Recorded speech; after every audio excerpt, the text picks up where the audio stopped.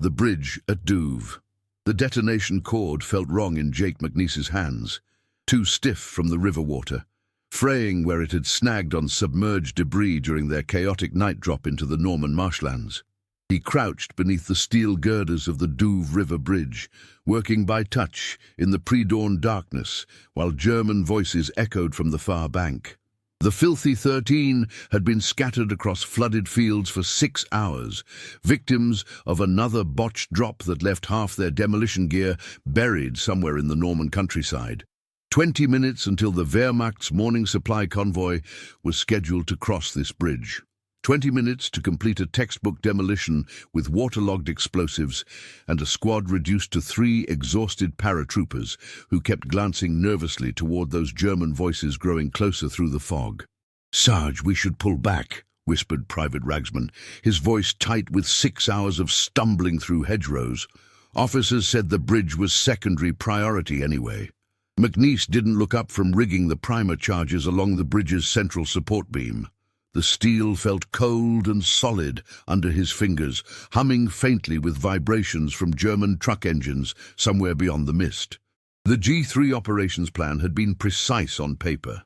Blow the bridge, delay enemy reinforcements, withdraw to Rally Point Baker. Simple mathematics, X pounds of explosive, Y feet of detonation cord, Z minutes to complete the mission. But the staff officers who drew up those clean equations never jumped into the wrong drop zone with soaked TNT and a patrol of Wehrmacht engineers setting up defensive positions exactly where the intelligence report said they wouldn't be. McNiece had earned his nickname McNasty through 2 years of questioning orders that made no tactical sense, ignoring regulations that got good soldiers killed, and completing impossible missions through sheer bloody-minded improvisation. The men around him followed his lead, not because he was disciplined, but because he understood that war was controlled chaos, and only stubborn adaptability kept you breathing. The primer cord jerked suddenly in his grip. The upstream charges had shifted in the stronger-than-expected current. Standard procedure would be to abort the mission, regroup, try again tomorrow with proper equipment and a full squad. But tomorrow, that German convoy would already be across, delivering fresh ammunition to Wehrmacht positions that would chew up American boys advancing inland through the Norman bocage. "Ragsman, take Bielski and set up covering fire from the tree line," McNiece ordered quietly, his Oklahoma drawl barely audible above the river's flow. "If this goes sideways, don't wait for me. We're not leaving you here, Sarge." It was exactly the kind of loyalty that terrified McNiece most. These men trusted his judgment, even when he wasn't entirely sure he trusted it himself. The operations planners back at headquarters never factored in the crushing weight of responsibility that came with battlefield leadership. The knowledge that your improvised decisions would ripple through other men's lives and deaths. If stories like this make you imagine what you'd do under fire, tell us in the comments how you think you'd react in this situation. And stay with us for the next chapters. The German patrol emerged from the fog 50 yards downstream, their voices carrying clearly across the water as they investigated the abandoned parachute silk caught in the bridge's superstructure. McNiece realized they had perhaps 5 minutes before discovery, not the 20 he'd counted on when rigging the demolition sequence. From his position beneath the bridge's steel framework, he could hear Private Bielski's shallow breathing somewhere in the tree line behind him. The kid was barely 19, drafted out of a Chicago machine shop with enough mechanical sense to understand explosives, but not enough combat experience to hide his fear when enemy soldiers appeared where they weren't supposed to be. The detonation cord snaked through McNiece's hands like a lifeline, not just to the explosives, but to every principle that separated real soldiers from the staff officers who drew neat arrows on situation maps. Every headquarters plan assumed perfect conditions, flawless execution, textbook scenarios that never survived contact with muddy Norman rivers running higher than expected. "Fallschirmjäger," one of the German voices called out, spotting parachute fabric. "Paratroopers," McNiece's fingers worked faster, connecting the final charges in a series designed to bring down the bridge's central span. The Wehrmacht engineers were professional soldiers, not green recruits. They'd search systematically, find the charges, and either disarm them or call in reinforcements that would trap his small team against the river. Lieutenant Morrison's voice echoed in his memory from the pre-mission briefing back in England. "The bridge is a secondary objective, McNiece. If you encounter serious resistance, withdraw and preserve your squad for the primary mission." But Morrison had never crouched under a Norman bridge at dawn, watching German supply trucks mass in the distance, while knowing that every hour's delay might save American lives advancing through the brutal hedgerow country. The lieutenant understood tactics from maps and field manuals. McNiece understood them from mud, blood, and the particular sound steel made when properly placed charges brought it down. The prime accord required precise timing to ensure simultaneous detonation of all charges, trigger the sequence too early, and the bridge would survive with minor damage, too late, and the German patrol would cut the cord before the explosives could fire. McNiece realized he had perhaps 30 seconds to reach minimum safe distance, but the detonation sequence wasn't complete. Private Ragsman appeared at his shoulder, moving silently through the morning mist. "Sarge, that patrol's heading this way. We need to go." McNiece looked at the half-rigged charges, then at the road where German truck engines were growing louder. In a few hours, those trucks would be carrying ammunition to Wehrmacht positions that American paratroopers would have to assault with rifles and grenades. The mathematical equation was simple enough: one demolition job now, or a dozen firefights later. "Give me 60 more seconds. We don't have 60 seconds. But McNiece was already making the decision that would define his entire approach to warfare. Trust improvisation over procedure, human judgment over systematic planning, loyalty to the men who would face those German guns over obedience to officers who would never hear the bullets. The sound of German boots on steel reached McNiece as enemy soldiers began crossing the bridge above him, their heavy footsteps reverberating through the girders where he crouched with the incomplete detonation sequence. Through the morning fog drifting across the Norman countryside, he could hear the distant rumble of Wehrmacht trucks assembling beyond the village, the convoy that would carry ammunition and reinforcements to German positions defending against the American advance inland. Private Bielski's voice carried softly from the tree line. "Sarge, there's more of them coming from the North Road." McNiece's hands trembled slightly as he worked to complete the primer connections, not from fear, but from exhaustion and the particular strain that came with making split-second decisions under fire.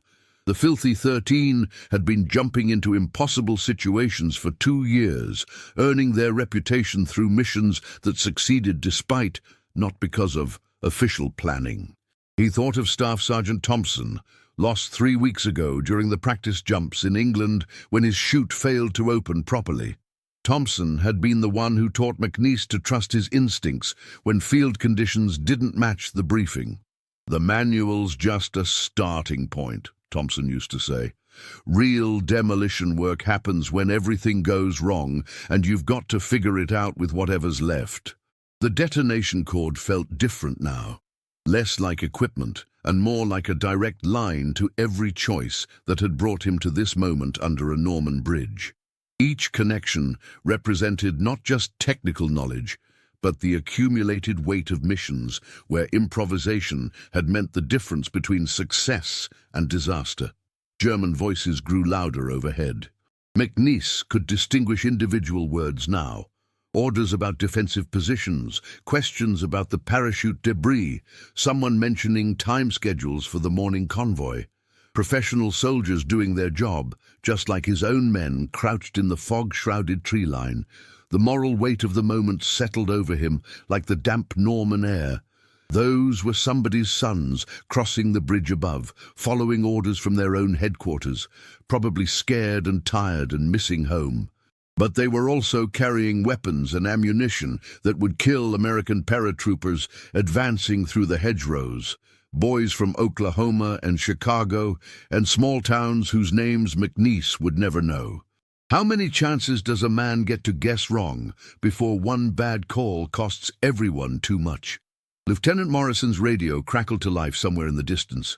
Fragments of transmission reporting other elements of the 506th PIR scattered across the Norman countryside, some successful in reaching their objectives, others missing or pinned down by unexpected German resistance. The entire airborne operation was becoming the kind of improvised chaos that separated real soldiers from parade ground heroes. McNiece completed the final connection and looked at his watch. The convoy was due in 12 minutes. He could trigger the charges now and bring down the bridge, knowing that German soldiers would die in the collapse. Or he could wait for them to cross and detonate afterward, preserving lives but allowing the ammunition convoy to reach its destination. The choice embodied everything complicated about being a demolition specialist in wartime. Your job was to destroy things, but the mathematics of destruction always included human equations that never appeared in field manuals or staff reports. Would you follow the orders exactly, or trust what your own eyes and instincts tell you in a moment like this? Comment which path you'd take, and share this episode with someone who loves real human stories from history. McNiece made the decision that would haunt his memories for decades.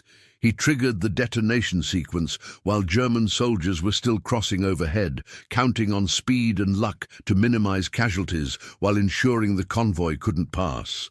The bridge erupted in a roar of twisted steel and concrete, sending debris cascading into the Douve River as the central span collapsed. The explosion threw him backward against the riverbank, ears ringing from the blast that seemed to split the Norman dawn in half. Through the settling dust and smoke, he could see figures moving in the wreckage. Some German soldiers had survived the collapse, trapped on the far side of the river with their supply routes severed. Private Ragsman reached him first, pulling McNiece clear of falling debris, while Bielski provided covering fire from the tree line. The kid from Chicago had found his nerve when it mattered, laying down precise rifle shots that kept surviving German soldiers from organizing a pursuit across the broken bridge. "Jesus, Sarge," Ragsman whispered, staring at the destruction. "You actually did it."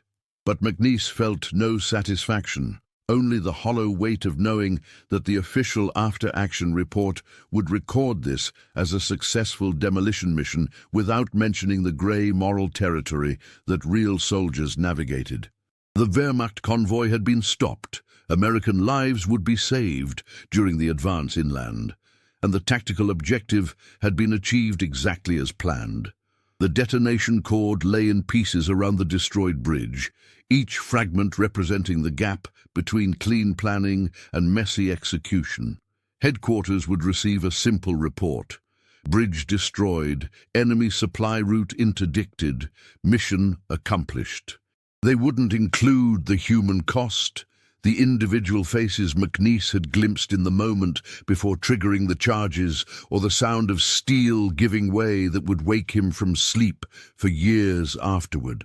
Lieutenant Morrison appeared through the morning mist, his radio operator close behind as they moved to assess the demolition results. The lieutenant's face showed relief mixed with something else, perhaps recognition that his demolition NCO had crossed a line between following orders and making command decisions that couldn't be undone. "Good work, McNiece. The convoy's turning back. We can hear their engines retreating toward Carrington." The tactical success was undeniable. German reinforcements had been delayed. American paratroopers advancing through the Norman hedgerows would face less organized resistance, and the broader objectives of the Normandy invasion remained on schedule. But McNiece understood that each mission added weight to an invisible ledger that couldn't be balanced with medals or citations. He gathered the remnants of his demolition gear while his squad prepared to move toward their next objective. The morning fog was lifting across the Norman countryside, revealing the scattered debris of war, abandoned equipment, broken vehicles, and the kind of destruction that looked different when you were responsible for creating it. What would you remember more, the sound of steel giving way, or the faces of the men who trusted you to set the charge right. The central secret that McNiece would never include in any official report was the moment of pure panic when he realized the detonation sequence was firing out of sequence. The downstream charges had triggered first, sending a shockwave through the bridge structure that nearly caused the primary demolition to fail completely. For 3 seconds that felt like hours. He had watched his carefully planned demolition begin to collapse unevenly, threatening to leave the bridge damaged but passable, while German soldiers scrambled for safety on the far side. In that instant of near failure, McNiece had made a choice that transformed routine mission into legend.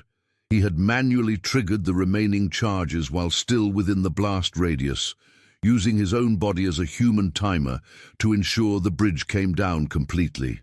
The official citation would mention his conspicuous gallantry in demolition operations under enemy fire.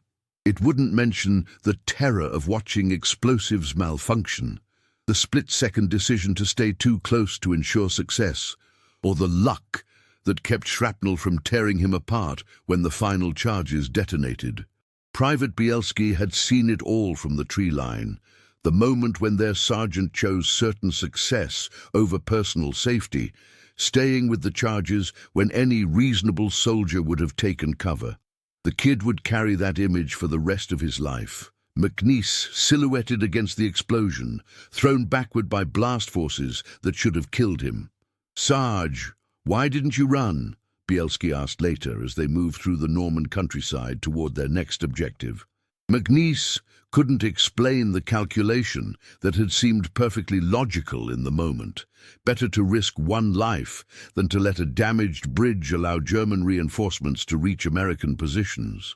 The mathematics of sacrifice made sense when you were responsible for outcomes, but it looked like reckless heroism to everyone else. Lieutenant Morrison had written the after-action report in clinical language that reduced the complex moral reality to simple tactical success. Demolitions executed as planned, bridge destroyed, enemy supply route interdicted, no friendly casualties. The lieutenant understood that some truths couldn't survive the bureaucracy of military reporting. Years later, when reporters asked about his most difficult moment in Normandy, McNiece would describe the technical challenges of working with waterlogged explosives and enemy patrols. He never mentioned the faces of German soldiers caught on the bridge, or the sound they made when the steel gave way, or the dreams where he tried to time the charges differently but always ended up making the same choice. The detonation cord fragment he kept in his field jacket pocket became a reminder of the gap between public heroism and private memory. Official histories would record the Filthy 13's success in disrupting German supply lines, but they couldn't capture the weight of carrying other men's trust when perfect plans collided with imperfect reality. The real secret wasn't the technical details of the demolition or even the split-second improvisation that made it successful.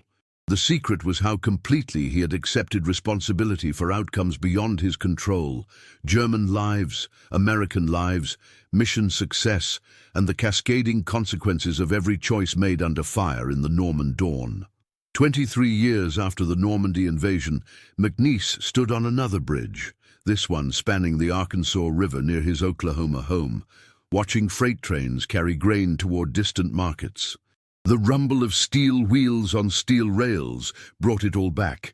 The sound of the Douve River Bridge collapsing, the faces of German soldiers in that final moment, and the weight of decisions that couldn't be undone. His grandson Tommy had asked him about the war, the way children do when they discover their grandfather once carried a rifle and jumped out of airplanes. McNiece had shown him the medal citations, the faded photographs of the Filthy 13, and carefully edited stories about demolition work in France and Holland. He never mentioned the detonation cord fragment still wrapped in tissue paper in his dresser drawer. The official histories were already being written, transforming the chaotic reality of airborne operations into clean narratives about strategic objectives and tactical innovation. Staff officers who had never set foot in Norman hedgerows were analyzing the success of demolition missions, reducing human choices to mathematical equations that proved the effectiveness of American planning and training. Lieutenant Morrison, now a retired colonel, had visited the previous summer, and they talked about the old days over coffee and cigarettes on the front porch. Neither man mentioned the bridge at Douve directly, but it hung between them like smoke, the knowledge that some missions succeeded through improvisation that couldn't be taught or replicated. The young soldiers today train differently, Morrison had said. More technical, more systematic, but they'll still have to figure it out when everything goes wrong. McNiece understood that his grandson's generation would face their own impossible choices in jungles and rice paddies where field manuals met reality and came up short. The tools would be different, the enemy would speak different languages, but the fundamental challenge remained: how to carry responsibility for outcomes that no amount of training could fully prepare you for.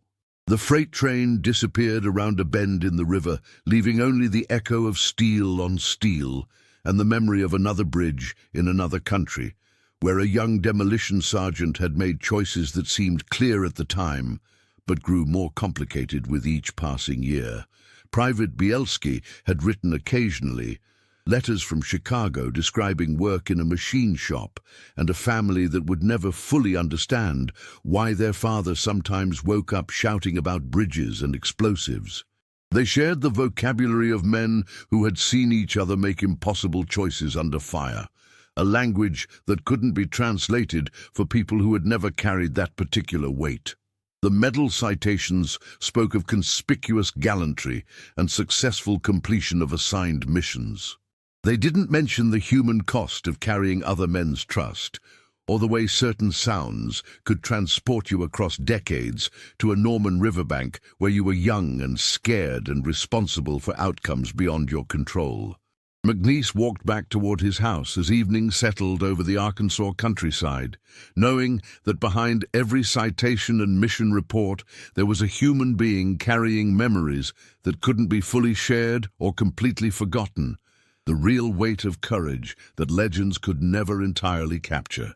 If this story reminded you that behind every medal and mission report there's a human being carrying memories we'll never fully see, subscribe to the channel, tell us which country you watch from, and invite someone to revisit history with us in the next story.